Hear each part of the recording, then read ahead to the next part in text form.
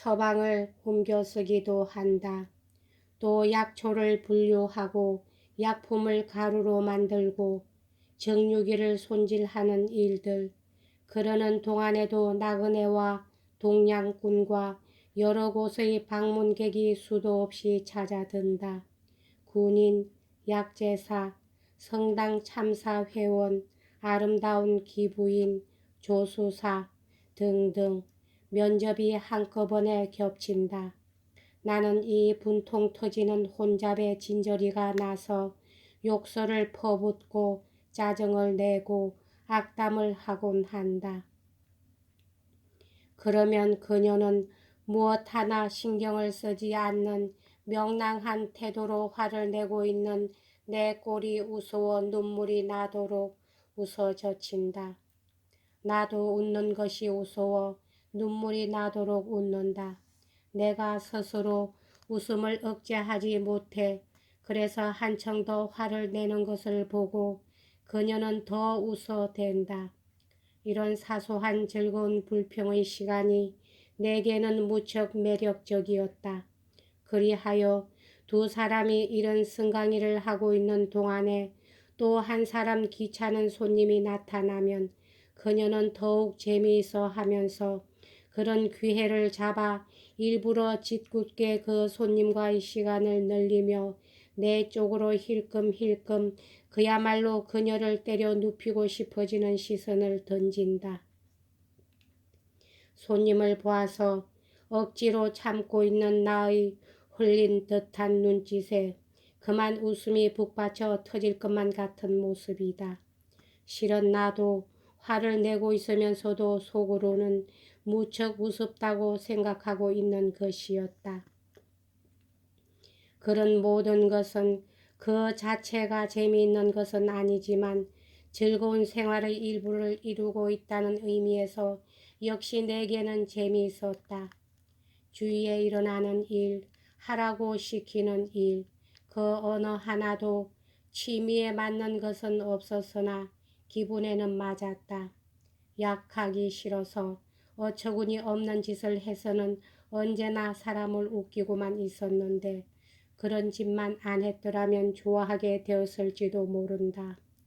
이 학문의 기술이 그런 우스운 효과를 낳은 것은 아마 그것이 처음일 것이다. 약학책은 냄새로 안다면서 자랑하고 있었는데 재미있는 것은 그것이 별로 맞지 않은 적이 없었다는 것이다. 그녀는 가장 싫은 약을 내게 맛보였다. 도망을 가려 해도 거절을 하려 해도 안 된다. 아무리 기를 쓰며 얼굴을 찡그리고 이를 악물어도 약을 찍은 그 아름다운 손가락이 내 입 가까이 오면 그만 입을 벌리고 쭉 빨아버리고 만다. 그녀의 많잖은 가족이 모두 한 방에 모여 깔깔대고 웃으면서 법석을 뜨는 것을 들으면 무슨 희극이라도 하며 노는 것 같았으며 오피아트나 불로약을 만들고 있는 줄 아는 사람은 없었을 것이다. 그러나 그런 장난만 치면서 시간을 다 보낸 것도 아니다. 배당된 방에는 얼마간의 서적이 있었다. 스펙테이터, 삐빵도르프, 생떼브르몽, 라 앙리아드 등이 있었다. 전처럼 심한 독서열은 없었지만 틈나는 대로 그것들을 조금씩 읽었다. 특히 스펙테이터는 퍽 재미도 있고 유익도 했다. 구봉신부가 그렇게 성급히 읽지만 말고 좀 더 생각하면서 읽으라고 가르쳐 주었으므로 그러한 독서법으로 한층 얻는 것이 많았다.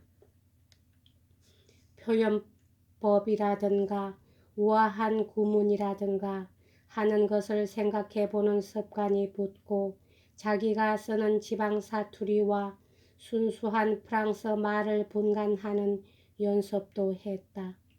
예를 들면 나만이 아니고 전에의 동양 사람들이 누구나 하고 있는 철자법의 잘못을 라앙리 야드의 다음 두 줄을 읽고 고쳤다.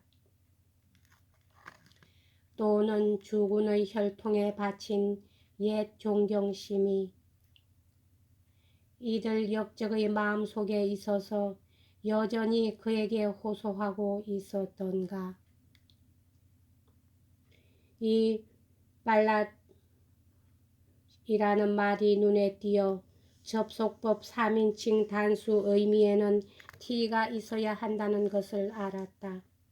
그 전에는 직설법의 과거와 마찬가지로 빨라라고 쓰고 발음도 그대로 하고 있었던 것이다. 때로는 읽은 책에 대해서 엄마와 이야기를 하고 또 때로는 그녀 곁에서 읽었다. 그것이 커다란 즐거움이 되어갔다. 멋있게 읽도록 연습을 했다. 그것이 또 도움이 되었다. 그녀에게 문예에 대한 재능이 있다는 것은 이미 말했다. 마침 그 재능이 아름답게 피어난 때였다. 몇 사람인가 문학인들이 몰려와서 찬사를 올리며 마음에 든 작품을 비평해 달라고 청했다. 말해서 상관이 없다면 그녀에게는 다소 신교도적인 취미가 있었다. 그녀가 말하는 것은 베일의 이야기뿐. 그리고 프랑스에서는 이미 잊혀진 지 오래인 생떼브로몽을 무척 존경하고 있었다. 그렇다고 해서 훌륭한 문학을 알지 못하고 고상한 취미의 문학 이야기를 할 줄 몰랐었다는 것은 아니다. 세련된 상류 사회에서 자란 그녀다. 사부와에 왔을 때는 아직 젊었고 이 지방 귀족들과 멋있는 교제를 하는 동안 보오 지방에 있을 때의 그 뻐기는 티도 없어졌다. 보오 지방의 여자들은 문학적 재능을 곧 사교적 재능인 줄 알고 격언 따위를 짓거릴 줄밖에 몰랐다. 그녀는 궁정을 지나는 길에 보았을 뿐인데도 잠시 한번 바라보는 것으로 충분히 파악해 버렸다. 그 방면의 교훈은 쭉 계속되었다.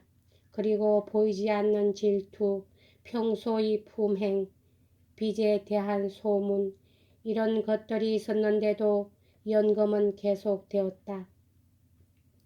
세상살이의 경험이 어떤 것인가를 잘 분간하여 이 경험을 이용할 만한 심사숙고의 재능이 있었다. 이 경험담은 그녀가 즐겨 말하는 화제였는데 나 같은 공상가에게 있어서는 분명 필요한 교육법이었다. 두 사람은 함께 라 브리에르를 읽었다. 그녀는 라 로시포크보다 이것을 좋아했다. 라 로시포크가 쓴 것은 특히 인간을 있는 그대로 보려 하지 않는 젊은이에게는 어물하고 비관적인 것이다. 그녀가 교훈적인 것을 말하면 너무도 막연해서 줄거리가 없었다. 그러나 가끔 그녀의 입과 손에 입을 맞춤으로써 그대로 참을 수가 있어 그 장황함에 진력이 나는 일이 없었다. 이런 생활은 너무 즐거워서 오래 계속될 것 같지가 않았다. 여기까지 하겠습니다.